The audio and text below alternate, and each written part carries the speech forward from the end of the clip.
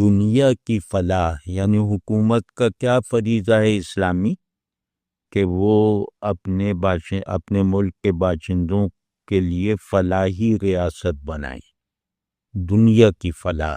تو اس میں اکثریت کی مرضی دیکھی جائے گی، اس میں استحقاق نہیں دیکھا جاتا۔ دنیا میں سب لوگ آرام سے رہیں، اس میں یہ تھوڑی دیکھا جاتا ہے کہ آپ پروفیسر ہیں، آپ متقی ہیں، آپ یہ ہیں وہ ہیں، یہ کوئی نہیں، سب کا استحقاق عام ہے فلاح پر۔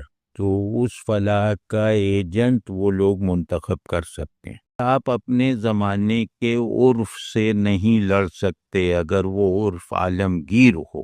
جمہوریت عالمگیر عرف ہے اور یہ ملوکیت کے مقابلے میں لوگوں کے لیے زیادہ بابرکت ہونا ثابت کر چکا ہے۔ تو اس سے بلا وجہ ایک لڑائی مول نہیں لینی چاہیے، اس سے ایک ایلیٹزم پیدا ہوتا ہے۔